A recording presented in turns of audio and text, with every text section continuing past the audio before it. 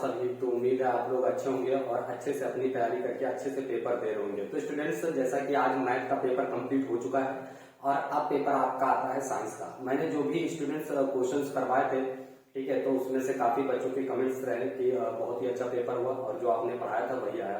तो उम्मीद है आप लोगों को जो मैं ये रिवीजन नोट्स करवाता हूँ इससे बहुत कुछ आपको दोस्तों मिलता है, ठीक है। तो आप लोग ध्यान से इसको पढ़िएगा। तो चलिए स्टार्ट करते हैं। आज हम कार्बन एंड इट्स कंपाउंड के बारे में बात करने वाले हैं बहुत ही डिटेल में विद रिवीजन के साथ, ठीक।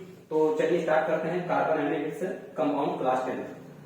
तो देखिए स्टूडेंट्स, ये चैप्टर 4 आपका कार्बन एंड इट्स कंपाउंड है, ठीक है। तो इसके बारे में आज हम जानेंगे फुल डिटेल में कि कार्बन क्या है, इसकी वैलेंसी क्या है, इसकी एटॉमिक नंबर क्या है, सारी चीजें। तो देखिए यहाँ पर कार्बन, ये कार्बन को हम लोग सी से प्रेजेंट करते हैं, ठीक है। कार्बन का जो सिंबल है स्टूडेंट्स, वो क्या है सिंबल, कार्बन को सी से प्रेजेंट करते हैं, ठीक है। और इसका जो मास होता है वो कितना 12.017 मास होता है इसका, ठीक है। ये मास है इसका, ओके। तो देखिए यहाँ पर the atomic number of carbon is कितना होता है 6। कार्बन का एटॉमिक नंबर कितना होता है 6 होता है। आप लोगों को दिख रहा है, समझ में आ रहा है। तो कार्बन का एटॉमिक नंबर कितना हो 6। इसका इलेक्ट्रॉनिक कॉन्फ़िगरेशन की अगर बात करें तो इसका 6। फर्स्ट सेल में आप जानते हो 2 से ज्यादा इलेक्ट्रॉन नहीं रह सकते हैं। फिर अगली सेल में कितने बचेंगे, 4 इलेक्ट्रॉन, ठीक है।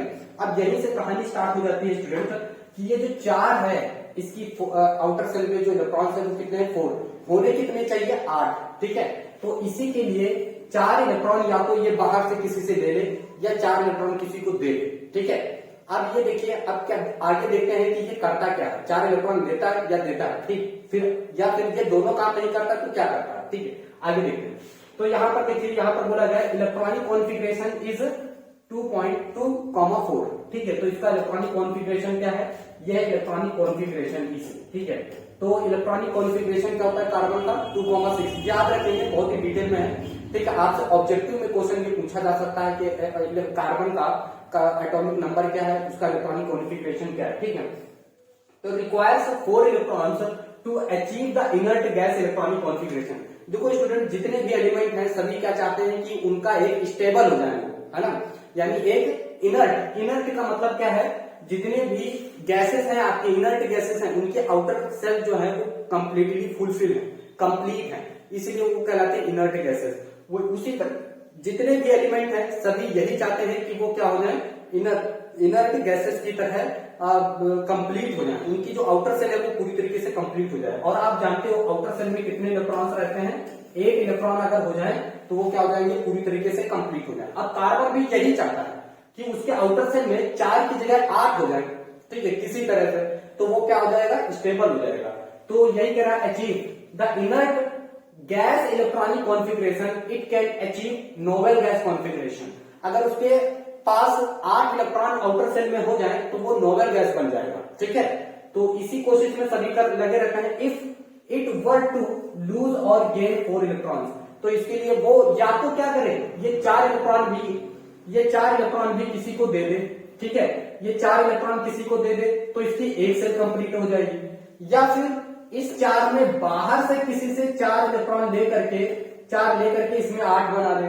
2 काम कर सकता है ना भाई, या तो ये 4 इलेक्ट्रॉन दे दे या 4 और किसी से ले ले तो 8 कंप्लीट हो जाए। सभी एलिमेंट यही चाहते हैं। अब देखिए आगे क्या करते हैं। अगर ये कार्बन है, देखो ये कार्बन आप लोगों को दिख रहा है आप लोगों को, ठीक है। ये क्या है, कार्बन है स्टूडेंट्स, ठीक। कार्बन के पास आप जानते हो इसका इलेक्ट्रॉनिक कॉन्फ़िगरेशन क्या होता है, 2,4 होता है, ठीक है। क्या होता है, 2,4 होता है।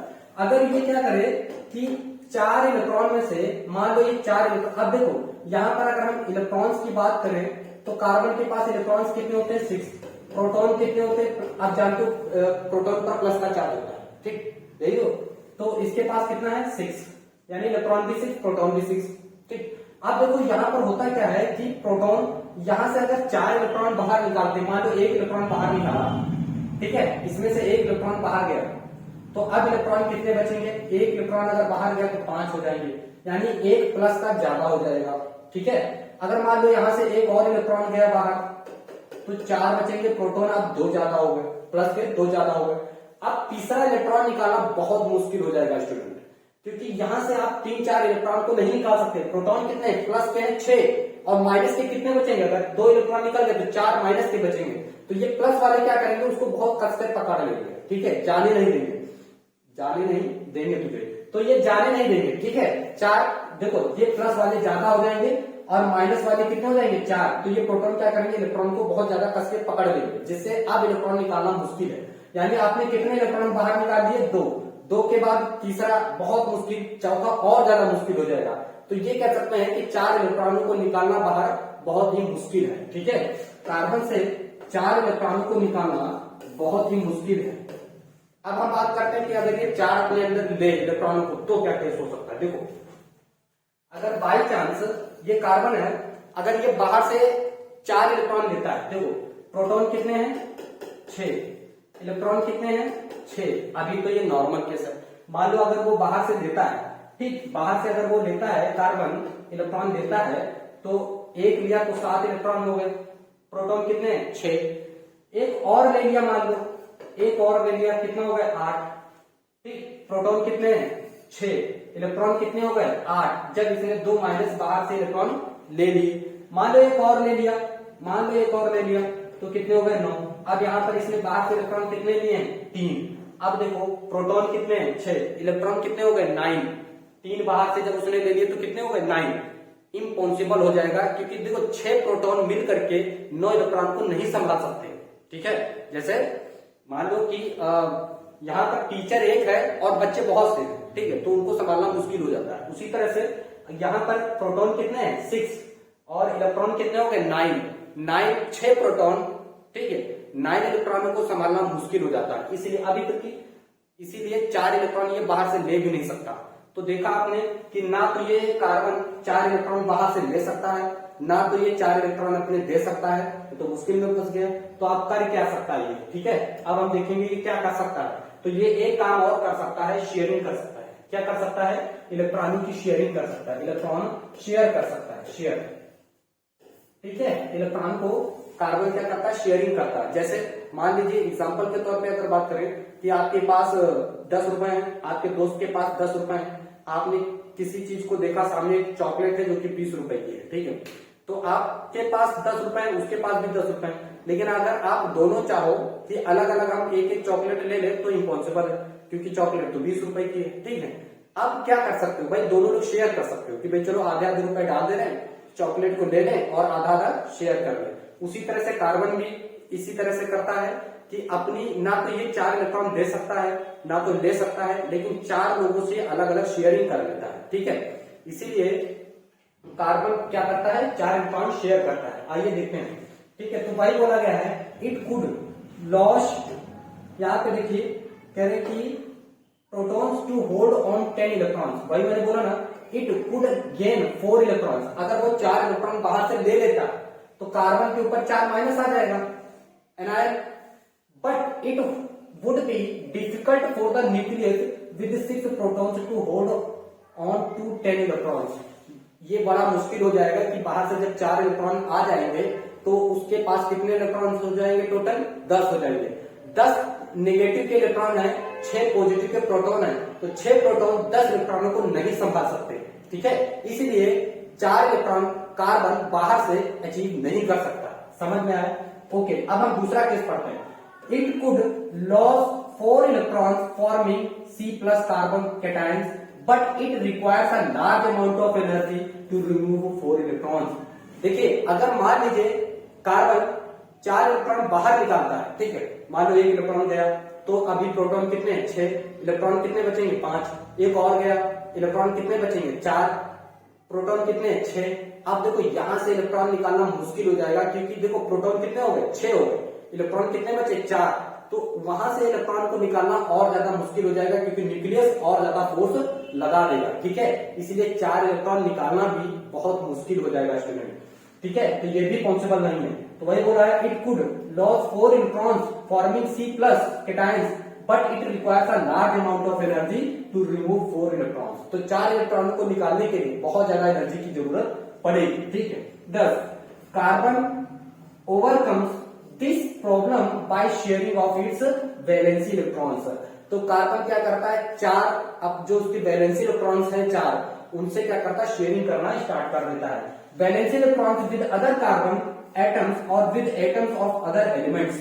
अदर एलिमेंट्स से क्या करता है, ये शेयरिंग कर देता है। आओ भाई हमारे साथ जुड़ो, ठीक है, हम 4 के साथ शेयरिंग कर सकते हैं, 4 लोग आके हमसे जुड़ सकते हो। कोवैलेंट बॉन्ड, इसी को हम लोग क्या बोलते हैं, कोवैलेंट बॉन्ड बोलते हैं। तो कोवैलेंट बॉन्ड क्या है, the bond formed by mutual sharing of electrons pair between two atoms in molecule is known as covalent bond. तो कोवैलेंट बॉन्ड क्या होता है, जब कोई एटम 2 या 2 से ज्यादा इलेक्ट्रॉनों से शेयरिंग करता है, जब भी इलेक्ट्रॉनों की शेयरिंग होती है तो वहां उनके बीच में कौन सा बॉन्ड बनता है, कोवैलेंट बॉन्ड बनता है। समझ में आया कि नहीं? फिर से एक बार बोलिए, जब 2 या 2 से ज्यादा एटम्स आपस में इलेक्ट्रॉनों की शेयरिंग करते हैं तो उनके बीच में कौन सी बॉन्डिंग बनती है, कोवैलेंट बॉन्डिंग होती है। ठीक है, समझ में आया कि नहीं? तो यहां पर देखो, ये देखो, ये हाइड्रोजन है, आप जानते हो हाइड्रोजन के पास कितना एटॉमिक नंबर होता है, 1। हाइड्रोजन भी चाहता है कम से कम एक तो हमारी सेल्फ कंप्लीट हो ही जाए, ठीक है, एक तो हो ही जाए। तो ये क्या करता है, अपने ही जैसे से शेयरिंग कर लेता है। आज भाई 2 लोग मिल जाओ, हाथ एक दूसरे का पकड़ लो, ताकि दोनों का घर बस जाए, है ना। तो इस तरह से हाइड्रोजन का भी घर बस गया, तो इनके बीच में एक इलेक्ट्रॉनों की शेयरिंग हो गई। समझ में आया, कोवैलेंट बॉन्ड। तो ऐसे बहुत से एलिमेंट हैं जिनका घर बस जाता है इस तरह से, ठीक है। आइए सबका घर बसाते हैं, ठीक है। तो देखो यहाँ पर ये हाइड्रोजन, इसके पास एक इलेक्ट्रॉन, इसके पास एक इलेक्ट्रॉन, दोनों ने क्या किया, घर बसा लिया, आपस में शेयरिंग कर ली। तो टाइप्स ऑफ कोवैलेंट बॉन्ड की अगर बात करें तो टाइप्स ऑफ कोवैलेंट बॉन्ड क्या होते हैं, सिंगल कोवैलेंट बॉन्ड होता है, जिनके बीच में एक इलेक्ट्रॉनों की शेयरिंग होती है, single covalent bond. When a single pair of electrons are shared between 2 atoms in a molecule. For example, अगर F2 की बात करें तो ये भी क्या करता है, देखो इसके वाले इलेक्ट्रॉन को हम इस तरह डॉट से दिखा दे रहे हैं, इसके को क्रॉस को, ठीक। तो यहां पर देखिए इन दोनों ने क्या कर ली, शेयरिंग कर ली। देखिए बहुत प्यार से इन दोनों ने शेयरिंग कर ली, कहा ये चलो हम तुम्हारा घर बसाते हो, तुम हमारा घर बसाओ, और इन दोनों ने मिलकर के अपना घर बसा लिया, ठीक है। तो शेयरिंग कर ली। इसी तरह से हाइड्रोजन भी शेयरिंग करता है। देखो ये डायटोमिक जो एटम, डायटोमिक मॉलिक्यूल्स हैं, ये सभी क्या करते हैं, आपस में शेयरिंग कर लेते हैं, अकेले स्टेबल नहीं होते, ठीक है, अकेले स्टेबल नहीं है। तो हाइड्रोजन भी अभी जस्ट बताया हमने, ये भी क्या करता है, अपने ही जैसे से शेयरिंग कर लेता है, ठीक है। ये शेयरिंग अपने ही जैसे से शेयरिंग कर लिया, ठीक है। तो ये इनमें क्या हुई है, सिंगल कोवैलेंट बॉन्डिंग शेयरिंग हुई, सिंगल इलेक्ट्रॉन पेयर क्या हुए, शेयर हुई है, उसको बोलते हैं सिंगल कोवैलेंट बॉन्ड एटॉमिक, ठीक है। आगे देखते हैं, याद रखते चलेंगे, ठीक है, इन सभी चीजों को। ओके, आगे देखिए यहाँ पर double covalent bond sharing, double covalent bond sharing, double की बात करें तो यहाँ पर क्या होते हैं, 2 इलेक्ट्रॉन एक साथ। आइए देखते हैं कैसे। देखो देखो देखो देखो यहाँ पे देखो, हाँ ये रहा एक ऑक्सीजन। आप ऑक्सीजन का एटॉमिक नंबर जानते हो कि नहीं जानते हो, 8 होता है, 8। इसका इलेक्ट्रॉनिक कॉन्फ़िगरेशन क्या हो जाएगा, 2,6। इसके आउटर सेल में कितने इलेक्ट्रॉन है, 6। आउटर सेल में कितने इलेक्ट्रॉन है, 6। फिर से बोलिए, आउटर सेल में कितने इलेक्ट्रॉन है, 6। तो देखिए 1 इलेक्ट्रॉन, 2 इलेक्ट्रॉन, 3, 4, 5, 6, है ना। अब देखो यहाँ पर, हाँ ये एक और ऑक्सीजन, ये इसके आउटर सेल में भी कितने इलेक्ट्रॉन, 6 होंगे। तो भैया ये 1, 2, 3, 4, 5, 6।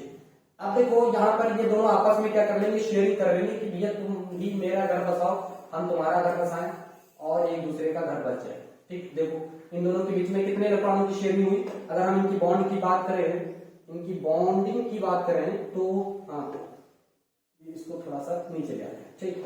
अब देखो इनकी बॉन्डिंग की अगर बात करें तो ये हो गया ऑक्सीजन,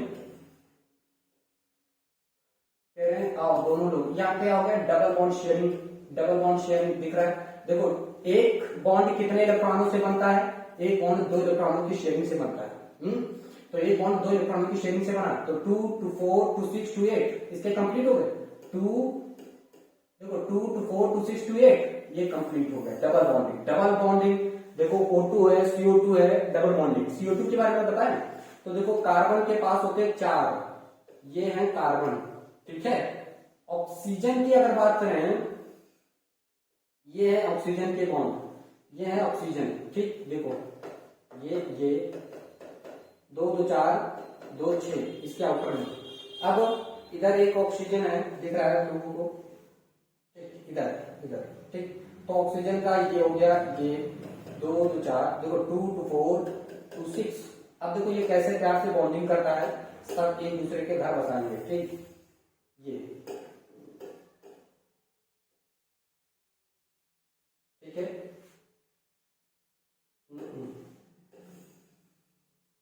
देखो देखो देखो, इसके 8 कंप्लीट हो गया ना, 2 to 4 to 6 to 8, इसका घर बस गया, खुश है, खुश। ठीक, कार्बन के देखो 2 to 4 to 6 to 8, ये भी खुश, ये भी खुश। ठीक, इसका देखो ये सबसे देखा 2 to 4 to 6 to 8, ये भी खुश। ठीक है, सबका घर बस गया। तो ऐसे क्या हुआ, इलेक्ट्रॉनिक की शेयरिंग से सबका घर बस गया। देखो यहाँ पे, देखो यहाँ पे ये सिंगल बॉन्ड है, सिंगल बॉन्ड, ठीक है ना, single bond, double bond, double bond, double bonding.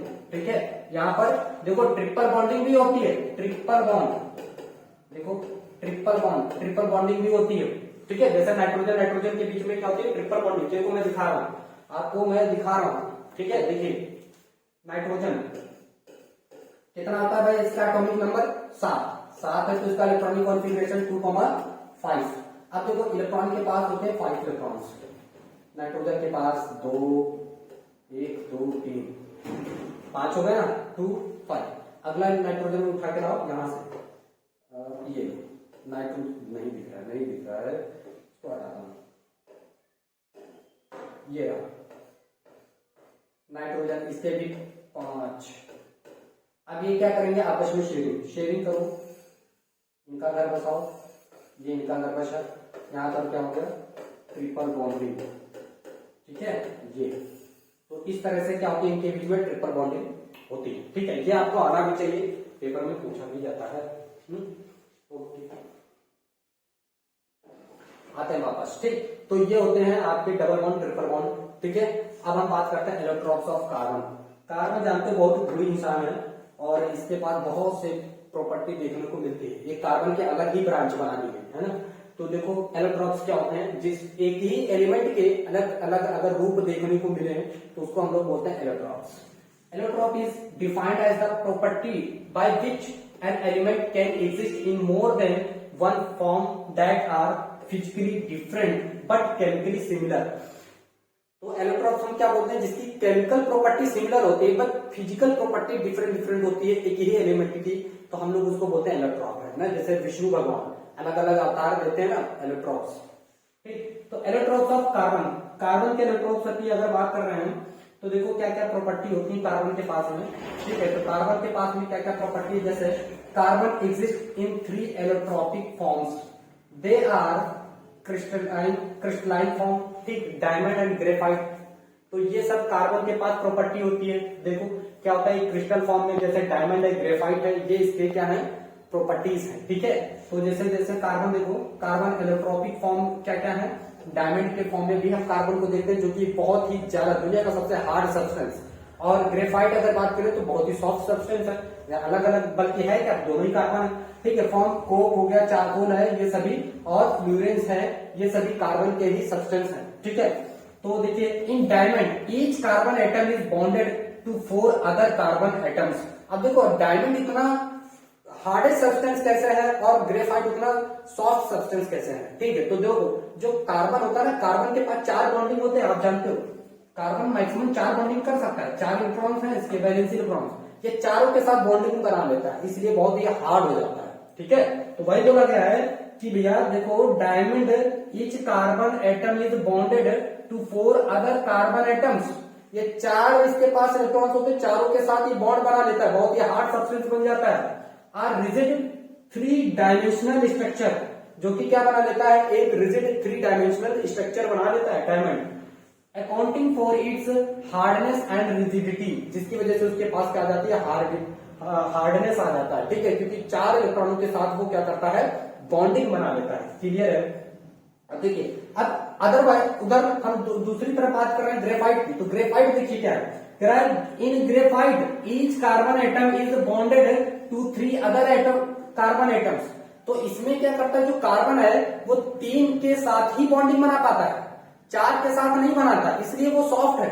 और कार्बन जो डायमंड है वो क्या करता है, चारों के साथ बॉन्डिंग कर लेता है, इसलिए वो हार्ड सब्सटेंस है। समझ में आया क्या होगा, hexagonal layer held together by weak van der Waals force according for softness.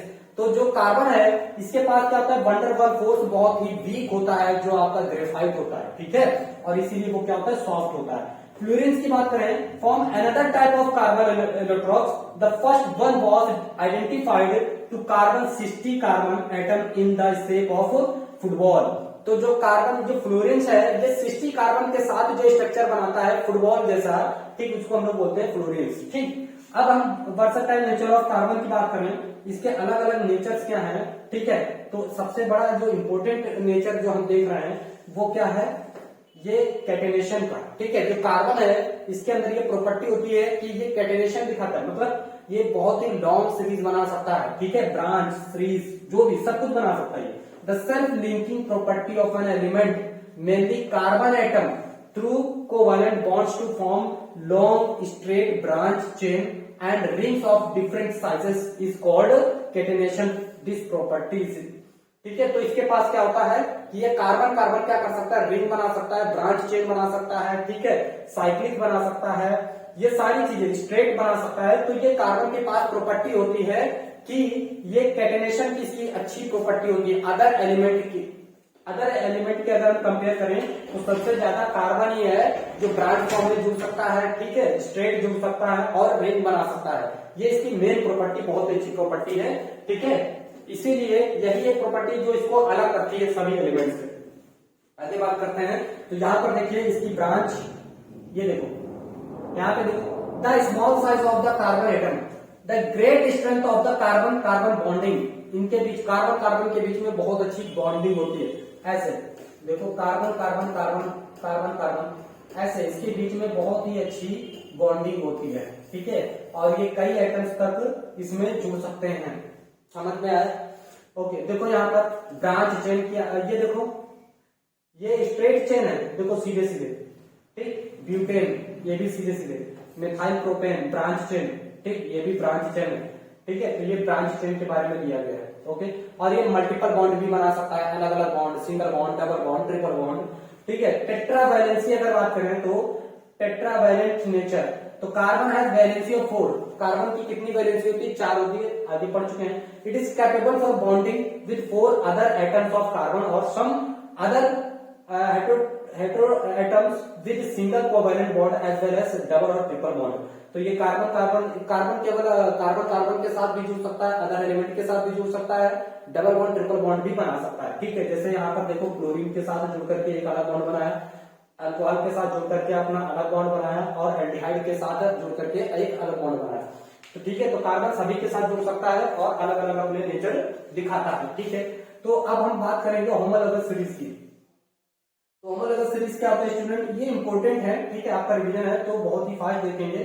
और इसमें नेचर पे देखो homologous series, homologous series is a group और अ क्लास और organic compounds having similar structure and similar chemical properties in which the successive compound differ by a CH2 group. तो homologous series में क्या होता है स्टूडेंट्स, अगर इधर देखो, अगर सेम फंक्शनल ग्रुप है, ध्यान से समझिएगा, सेम फंक्शनल ग्रुप है, अगर मैंने ले लिया मेथिल अल्कोहल, ठीक, ये मेथिल अल्कोहल, दूसरी जगह मैंने ले लिया एथिल अल्कोहल CH3 CH2, ठीक है, OH, फिर हमने प्रोपिल अल्कोहल ले लिया CH3, ठीक है, CH2 CH2 OH, फिर हमने ब्यूटिल अल्कोहल ले लिया CH3 CH2 CH2 CH2 OH।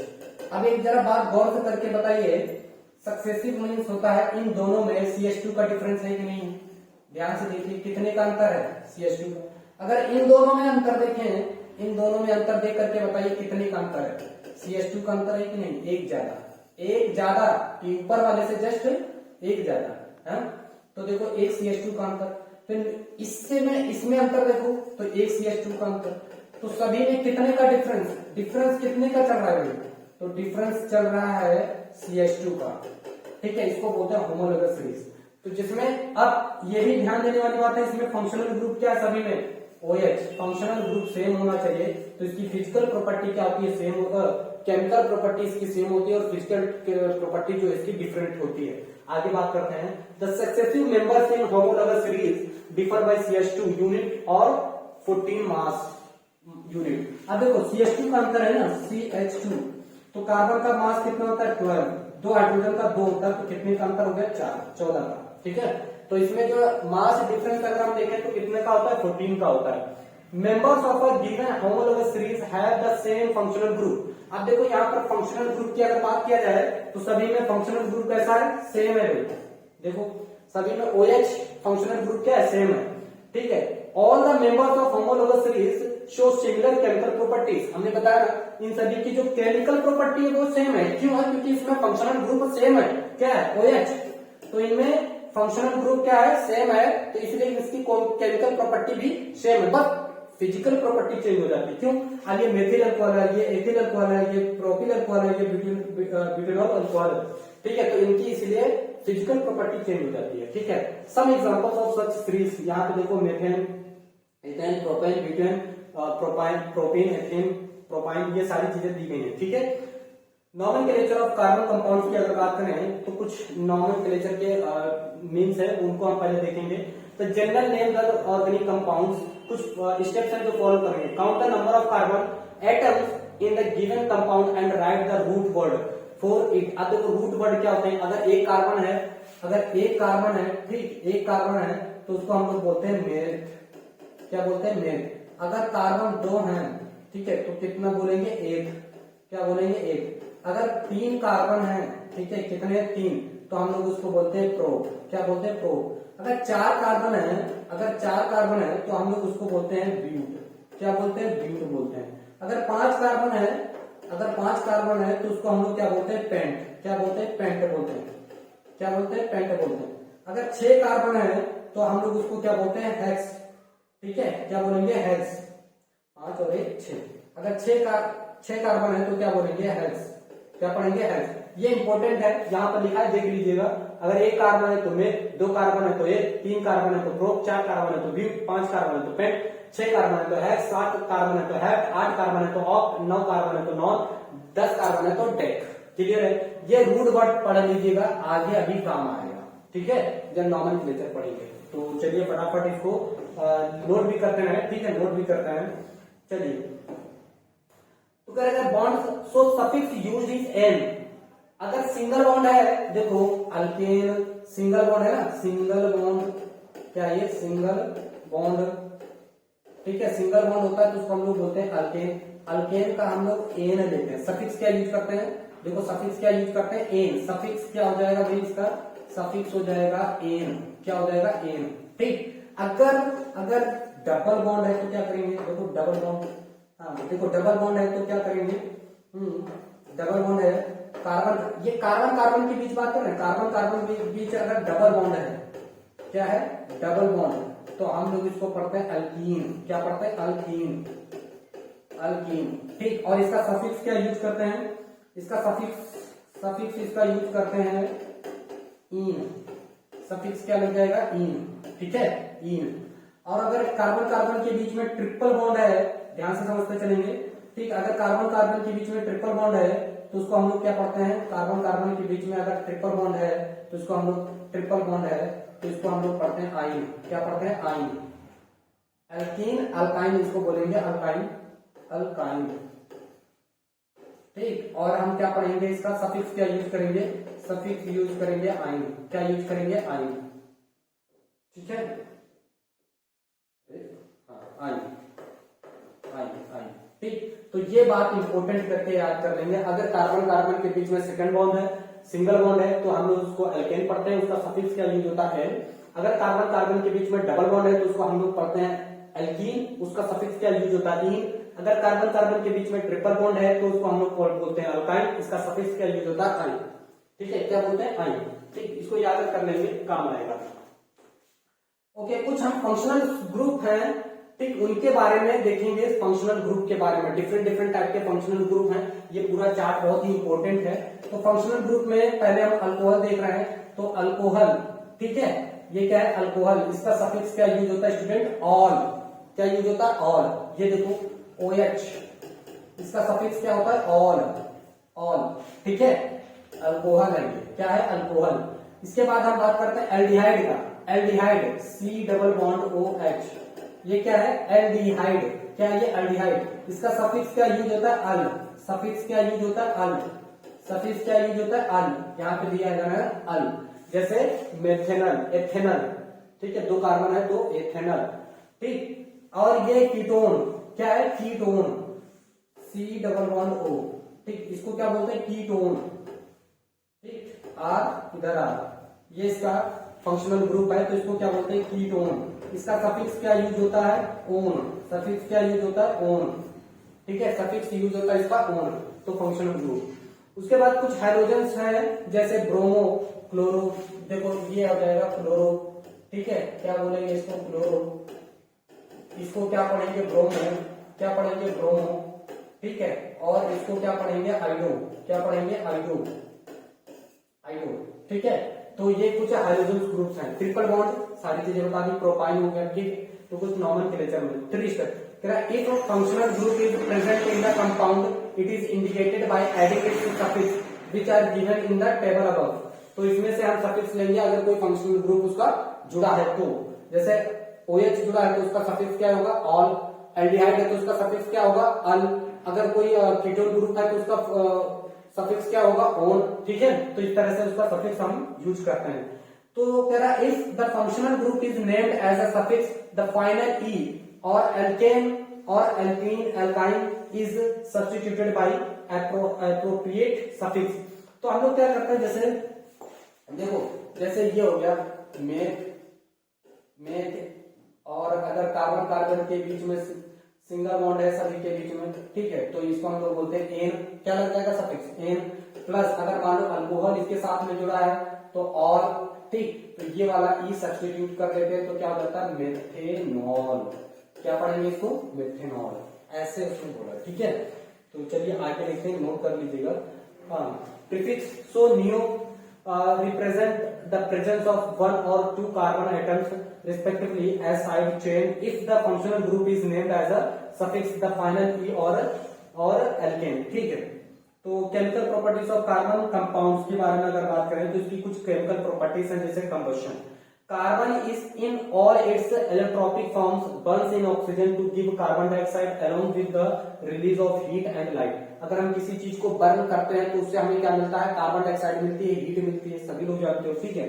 Most carbon compound also release a large amount of heat and light of burning. जैसे यहाँ पर हम कार्बन को अगर हम बर्न करते हैं ऑक्सीजन की प्रेजेंस में तो CO2 मिलेगा, भाई कार्बन डाइऑक्साइड गैस तो मिलती है, किसी भी चीज को बर्न करो साथ ही साथ हमें हीट मिलेगी और लाइट मिलती है, तो इसको हम लोग कंबशन प्रॉपर्टी पढ़ते हैं। जिससे मीथेन गैस को हम ऑक्सीजन की प्रेजेंस में बर्न करना है तो CO2 प्लस H2O मिलेगा, प्लस हीट और एंड लाइट भी मिलेगी हमें, ठीक है। तो ये हो गई कंबशन प्रॉपर्टी। कंबशन मतलब होता है दहन, जलाना, किसी चीज को दहन करना, जलाना, ठीक है, ओके। तो ये भी कंबशन प्रॉपर्टी है, ओके। अब देखिए अगर हम कार्बन की बात करें तो कार्बन हमारे दो टाइप के होते हैं, एक सैचुरेटेड कार्बन हाइड्रोकार्बन और एक अनसैचुरेटेड। ओके, आइए देखिए आप दूसरी इंपॉर्टेंट जो प्रॉपर्टी है वो हम देख लेना है, ऑक्सीडेशन। ऑक्सीडेशन का मतलब क्या होता है देख लीजिए पहले। हाँ, हम बता रहे थे हाइड्रोकार्बन, सैचुरेटेड और अनसैचुरेटेड हाइड्रोकार्बन। तो देखो यहाँ अगर हाइड्रोकार्बन की अगर हम बात करते हैं, हाइड्रोकार्बन, ठीक है, तो हाइड्रोकार्बन क्या होते हैं, इसमें हम केवल और केवल दो लोगों की बात करते हैं, हाइड्रोजन और कार्बन। भाई इसका हाइड्रोकार्बन का मतलब क्या है, हाइड्रो मतलब हो गया हाइड्रोजन, कार्बन का मतलब हो गया कार्बन, ठीक है। तो इसमें क्या होते हैं, दो टाइप के, मेनली ये दो टाइप के होते हैं, सैचुरेटेड हाइड्रोकार्बन, सैचुरेटेड हाइड्रोकार्बन, ठीक है। तो ये सैचुरेटेड हाइड्रोकार्बन होता है। दूसरा होता है आपका अनसैचुरेटेड हाइड्रोकार्बन। क्या होता है, सैचुरेटेड, ठीक है, सैचुरेटेड हाइड्रोकार्बन, अनसैचुरेटेड हाइड्रोकार्बन, ठीक है, अनसैचुरेटेड हाइड्रोकार्बन। अब देखो सैचुरेटेड हाइड्रोकार्बन में कौन आ जाता है भाई, सैचुरेटेड हाइड्रोकार्बन में एक ही पर्सन आता है, वो है अल्केन। कौन है, अल्केन, ठीक है, तो वो आ जाता है अल्केन, यानी सिंगल बॉन्ड वाले आ जाते हैं, सिंगल बॉन्ड, जिसके भी पास क्या हो सिंगल बॉन्ड हो उसको हम लोग बोलते हैं सिंगल बॉन्ड, ठीक, उसको हम लोग बोलते हैं सैचुरेटेड हाइड्रोकार्बन, ठीक। इसमें कौन कौन आ जाता है, तो इसमें दो लोग आ जाते हैं, कौन कौन, एक तो आ जाता है अल्कीन डबल बॉन्ड वाला, ठीक है, डबल बॉन्ड, क्या ये डबल बॉन्ड है, तो ये किस में आ जाता है, अनसैचुरेटेड हाइड्रोकार्बन में। दूसरा इसमें कौन है, अल्काइन, कौन है, अल्काइन, ट्रिपल बॉन्ड वाला, ठीक है। तो ये आ जाता है अनसैचुरेटेड हाइड्रोकार्बन में। सैचुरेटेड हाइड्रोकार्बन में कौन आ जाता है, सिंगल बॉन्ड, एक ही आता है इसमें, ठीक। डबल बॉन्ड में 2 आ जाते हैं, अनसैचुरेटेड हाइड्रोकार्बन में 2 आ जाते हैं, सिंगल बॉन्ड, डबल बॉन्ड और ट्रिपल बॉन्ड। अब देखिए यहाँ पर ऑक्सीडेशन की अगर बात करें तो ऑक्सीडेशन की अगर बात करें तो इसको मैं थोड़ा सा साइड में ले जाना चाहूंगा और इसको मैं हटा दे रहा हूँ, ठीक, इसको आप लोग नोट डाउन कर लीजिएगा। ओके, नोट डाउन कर लिया होगा ये। चलिए देखते हैं, अब हम देखते हैं इसके बारे में बात करने वाले ऑक्सीडेशन। ऑक्सीडेशन का मतलब क्या होता है, आप 2 टाइप से पढ़ोगे, ऑक्सीडेशन और रिडक्शन। ऑक्सीडेशन का मतलब होता है रिमूवल ऑफ हाइड्रोजन और एडिशन ऑफ ऑक्सीजन, ठीक है। या तो क्या हो इसमें से, ऑक्सीडेशन में से या तो हाइड्रोजन कम हो जाए या फिर बाहर से ऑक्सीजन आकर के जुड़ जाए, तो उसको हम बोलेंगे ऑक्सीडेशन। क्या बोलेंगे, ऑक्सीडेशन। इसी तरह से रिडक्शन रिएक्शन भी होती है। रिडक्शन का मतलब क्या होता है, रिडक्शन का मतलब क्या होता है, देखो भाई, रिडक्शन का मतलब होता है ऐड या रिमूवल ऑफ, उल्टा होता है इसका, रिमूवल ऑफ ऑक्सीजन। क्या होता है, रिमूवल ऑफ ऑक्सीजन, ठीक है। या तो उसमें से ऑक्सीजन बाहर निकले या फिर और एडिशन ऑफ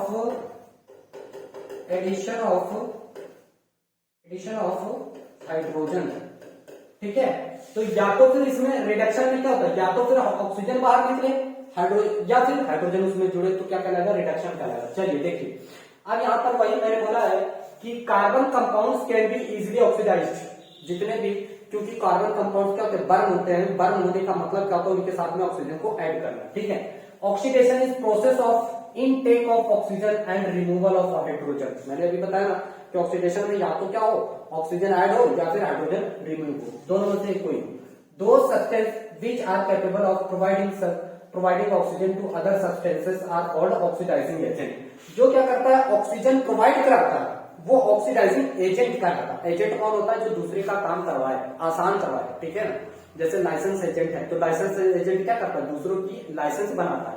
उसी तरह से इसको हम लोग ऑक्सीडाइजिंग जो एजेंट है वो क्या करता है, दूसरे को ऑक्सीडाइज कराता है, मतलब अपना ऑक्सीजन दूसरे को देता है, उसको हम लोग बोलते हैं ऑक्सीडाइजिंग एजेंट। जैसे कैमेनोफोन, ठीक, पोटेशियम परमैंगनेट, ठीक, पोटेशियम डाइक्रोमेट, ये सभी क्या है, ऑक्सीडाइजिंग एजेंट है। ये अपने में से ऑक्सीजन निकालते हैं, सामने वाले में जोड़ देते हैं, ठीक है। तो सामने वाले को क्या कर देते हैं, ये ऑक्सीडाइज कर देते हैं, ठीक, उसको ऑक्सीडाइज कर देते हैं, उसमें ऑक्सीजन जोड़ दिए, और अपना क्या है, खुद क्या कहलाते हैं, ऑक्सीडाइजिंग एजेंट कहलाते हैं, ठीक है। जैसे in addition to this complete oxidation we have reaction in which alcohols are converted into carboxylic acid. ये क्या है, एथिल अल्कोहल, या फिर इसको हम एथेनॉल भी बोलते हैं। आईयूपीएसी नाम इसका क्या हो जाएगा, एथेनॉल। इसने क्या किया, एथेनॉल को ऑक्सीडाइज कर दिया, इसमें ऑक्सीजन जोड़ दिया, और ऑक्सीजन जोड़ करके इसको क्या बना दिया, कार्बोक्सिलिक एसिड बना दिया। चलिए ध्यान से देखिए, ठीक है, इसमें से क्या निकला, ऑक्सीजन, और इसके साथ इसने क्या जोड़ दिया, ऑक्सीजन जोड़ दिया, जिससे ये क्या बन गया, कार्बोक्सिलिक एसिड, जिसको हम लोग एथेनोइक एसिड बोलते हैं। अब इसको क्या बोलेंगे, एथेनोइक एसिड बोलेंगे, एथेनोइक एसिड, ठीक है। यहाँ पर क्या बन गया, एथेनोइक एसिड बन गया, और यहाँ पर क्या था, ये अल्कोहल, तो यानी इसमें से ऑक्सीजन निकला और इसमें आकर के जुड़ गया, तो ये बन गया एथेनोइक एसिड, ठीक है। ये क्या था भी, एथेनॉल। तो ये ऑक्सीडेशन, यानी पोटेशियम डाइक्रोमेट ने क्या किया कि इसको ऑक्सीडाइज कर दिया, ठीक है, अपना ऑक्सीजन दे करके। यही काम ये भी कर सकता है, दोनों में से कोई एक यूज कर सकते हो, कैमेरोफोर भी यही कर सकता है, ठीक है। तो एडिशन रिएक्शन में अगर बात करें तो एडिशन रिएक्शंस क्या होती हैं, unsaturated hydrocarbon undergo addition reaction with. अब चलिए पहले ये वाली रिएक्शन में करके दिखा देता हूं, ठीक है। ये चलिए देखिए, जैसे ये अल्कोहल है, CH3 CH2OH, ठीक, यहां पर हमने ले लिया कैमेरोफोर, KMNO4, ठीक है। इसको हमने हीट कर दिया। हीट करने के बाद देखो क्या होता है, यहां पर क्या होता है, जैसे इसके साथ में H है, ठीक, इसके साथ में 2 H है, तो एक H मैं यहां लिख दे रहा हूं। देखो होता क्या है, देखो होता क्या है, ये देखो, ये इतना लेकर के निकल जाएगा, क्या निकल गया, यहां से H2O बाहर निकल गया, ठीक। बचा क्या, ये CH3 CH, ठीक, और इसके साथ में आकर के जुड़ गया एक O, 2 O ये दे देता है OH, ये बन गया आपका एथेनोइक एसिड प्लस H2O, ये ऐसे होता है। दूसरा अगर हम बात कर रहे हैं एडिशन रिएक्शन, ठीक है, एडिशन रिएक्शन की अगर हम बात करते हैं तो इसमें अनसैचुरेटेड हाइड्रोकार्बन होता है, जैसे CH2 डबल बॉन्ड CH2, और इसके साथ में हम क्या ले लेते हैं, इसके साथ में हम H2 ले सकते हैं या PT ले सकते हैं या PD ले सकते हैं, ये कोई कैटेलिस्ट यूज करते हैं, ठीक है। इनकी प्रेजेंस में होता क्या है, ये वाला बॉन्ड बहुत प्यार से टूटता है, ये वाला बॉन्ड टूटेगा, एक हाथ इसका फ्री हो जाएगा, एक हाथ इसका फ्री हो जाएगा, ठीक है। अब ये क्या करता है, हाइड्रोजन प्रोवाइड कराता है, हाइड्रोजन, ठीक है। तो एक हाइड्रोजन यहाँ किसके साथ जुड़ जाएगा, तो CH2 ये वाला यहाँ पे जुड़ गया, एक हाइड्रोजन इसको मिल जाएगा CH2 और इसके साथ भी, तो हम इसको ऐसे भी तो लिख सकते हैं, ऐसे भी तो लिख सकते हैं ना, CH3, ये क्या था, एथीन, ये क्या है, डबल बॉन्ड है ना कार्बन कार्बन के बीच में, तो इसको क्या बोलेंगे, एथीन। ये क्या है, एथेन, ए लग जाएगा ना, एथेन, ठीक है। तो ये क्या कर दिया, ऐड कर दिया, क्या ऐड कर दिया, दो हाइड्रोजन ऐड कर दिया, यहां पर इस चीज को लिख देंगे, ये जो है दो हाइड्रोजन ऐड कर दिया, ठीक है, दो हाइड्रोजन ऐड कर दिया, क्या कर दिया इसने, दो हाइड्रोजन ऐड कर दिया, ठीक है, दो हाइड्रोजन इसने ऐड कर दिया इसमें, तो इसको क्या बोलेंगे, एडिशन रिएक्शन, ठीक है, समझ में आया कि नहीं। तो इसने क्या किया, दो हाइड्रोजन ऐड कर दिया, तो इसको बोलेंगे एडिशन रिएक्शन, ओके। तो यही यहाँ पर है, देखो कंसंट्रेट H2SO4 ले लेते हैं यहाँ पर, या फिर आप इन दोनों की वजह क्या कर लो, यहाँ पर ऑक्सीडेशन रिएक्शन भी करवा सकते हैं, तो इसको यहाँ पर हम ये कर ले रहे हैं, यहाँ पे आप H2SO4 भी ले सकते हो, ठीक है, जो कि क्या कर सकता है, आपका हाइड्रोजन जोड़ सकता है 443 केल्विन टेम्परेचर, ठीक है, समझ में आया ये, ठीक है। तो देखिए यहाँ पर उसने क्या किया, एडिशन रिएक्शन में हाँ,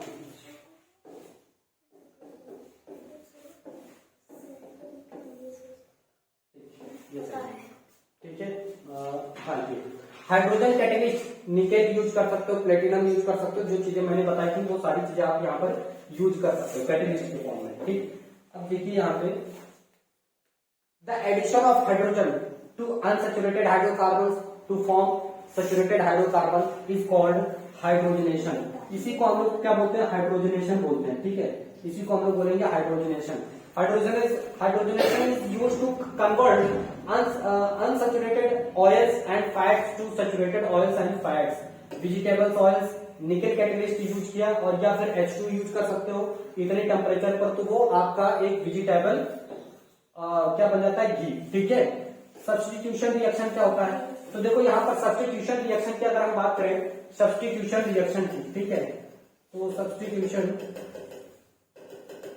रिएक्शन, तो सब्स्टिट्यूशन रिएक्शन की बात करते हैं, तो जैसे हम एग्जांपल में अगर बात कर रहे हैं, तो CH4 मीथेन प्लस Cl2 और यहाँ H म्यू लाइट लिया, ठीक है, और इसकी प्रेजेंस में एक Cl2 है, तो यहाँ से क्या होगा, एक हाइड्रोजन रिमूव हो जाएगा और एक Cl इसके साथ में जुड़ जाएगा, CH3 Cl और प्लस क्या बन जाएगा, HCl, क्या बन जाएगा, HCl, तो इसको बोलते हैं सब्स्टिट्यूशन रिएक्शन। फिर अगेन CH3 उठाएंगे, Cl प्लस Cl2, ठीक है, फिर यहाँ से आ जाएगा H म्यू, ठीक है, तो यहाँ से क्या बन जाएगा, CH2 Cl2, ठीक, प्लस HCl, तो इसको बोलते हैं सब्स्टिट्यूशन रिएक्शन, ठीक है, जहां पर एक एक एटम क्या हो रहा है, धीरे धीरे हाइड्रोजन एटम निकल रहा है और एक एक Cl बढ़ता जा रहा है, देखो ध्यान से, ठीक है, तो इसको क्या बोलेंगे, सब्स्टिट्यूशन रिएक्शन, ठीक है। वही चीज है इन प्रेजेंस ऑफ सनलाइट, क्या है, प्रेजेंस ऑफ सनलाइट, ठीक है, ओके, हाँ।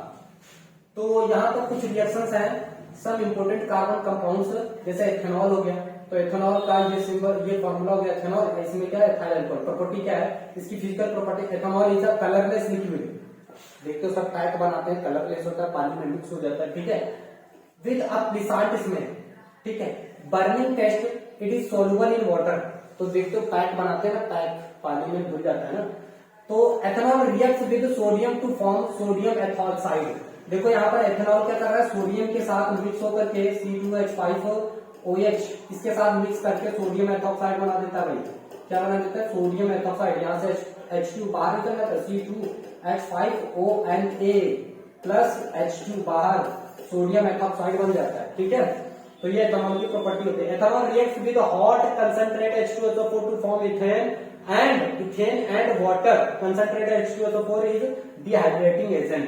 तो एथाइल अल्कोहल क्या करता है, कंसंट्रेट H2SO4 लेकर के इतने टेम्परेचर पर गर्म करोगे तो क्या बन जाता है, इथेन बन जाता है। इथेन और प्लस वाटर बाहर निकल जाता है। यूजेस क्या होता है इसका, तो ethanol is use for making alcoholic drinks, it is used as a solvent, it is used for making medicine like tincture of iodine, cough syrups, tonics etc।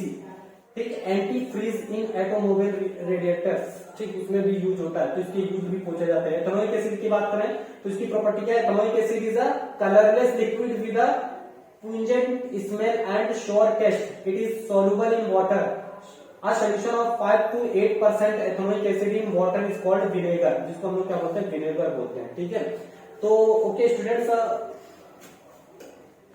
Next यहाँ पर देखो कुछ एस्टरीफिकेशन, देखो ये इंपॉर्टेंट है। एस्टरीफिकेशन क्या होता है और इसकी रिएक्शन कैसे होती है, चलिए देखते हैं। ठीक, एस्टरीफिकेशन, तो यहाँ पर देखो एस्टरीफिकेशन में एस्टरीफिकेशन अल्कोहल और एस्टरीफिकेशन की अगर बात करें, एस्टरीफिकेशन ये आपका CH3COOH प्लस HO CH2CH3, ये है एथेनोइक एसिड, एथेनोइक एसिड, और ये है आपका एथिल अल्कोहल, एथाइल अल्कोहल। ठीक, अब यहां से होता क्या है, देखो ये बाहर निकल जाएगा। ठीक है, क्या बना देगा, देखो इसको लिखो CH3, इसको लिखो CO, इसको लिखो O और CH2 CH3, ये क्या बन गया आपका, एस्टर बन गया। क्या बन गया ये, एस्टर। अरे भाई पहले ये लिखो पूरा, देखो लिखा मैंने CH3CO, फिर हमने इसको लिख दिया ये पूरा O CH2 CH3, क्या बन गया, एस्टर बन गया। क्या बन गया ये, ester. Ethyl ethanoate, ethyl ethanoate, ethyl ethanoate, ठीक है, एथिल एथेनोइड, तो इसको बोलते हैं एस्टरीफिकेशन, ये एथिल एथेनोइड। ठीक, तो क्या कर रहा है, सपोनिफिकेशन क्या है, व्हेन सपोनिफिकेशन साबुनीकरण, when an ester reacts with sodium hydroxide solution, the sodium salt of the carboxylic acid and the parent alcohol are formed, this reaction is called saponification. ठीक है, तो यहाँ पर देखिए क्या है, एथाइल एसीटेट है और सोडियम के साथ रिएक्शन करके सोडियम एसीटेट बनाया, ठीक है, क्या बन गया, सोडियम एसीटेट और एथाइल अल्कोहल बन गया। ठीक है, और इसी तरह से एथेनोइक एसिड की अदर रिएक्शंस क्या है, तो सोडियम एथेनोइक एसिड जो है सोडियम के साथ रिएक्शन करके सोडियम एथेनॉइड बनाता है। ठीक है, तो ये इसकी कुछ बेसिक प्रॉपर्टी है इसकी। ठीक है, सपोनिफिकेशन डिटर्जेंट, तो soaps are long chain sodium और potassium salt of carboxylic acid, example जैसे सोडियम स्टीरेट, ये उसका फॉर्मूला होता है C17H35COONA, सोडियम स्टीरेट इसको बोलते हैं डिटर्जेंट सोप का फॉर्मूला। ठीक है, ओके, तो ओके स्टूडेंट्स, ये सेशन कंप्लीट होता है, यहाँ पर ये चैप्टर पूरा कंप्लीट हो गया, कार्बन एंड इट्स कंपाउंड, इसकी प्रैक्टिस कर लीजिएगा। ठीक है, तो फिर मिलते हैं नेक्स्ट चैप्टर के साथ। अगर आपको कोई भी चैप्टर समझ में नहीं आ रहा तो आप कमेंट करके हमें बता सकते हैं। ठीक है, तो तब तक के लिए बेस्ट ऑफ लक, अच्छे से तैयारी करिए ताकि अच्छा पेपर हो आपके लिए। ठीक है, ओके, थैंक यू।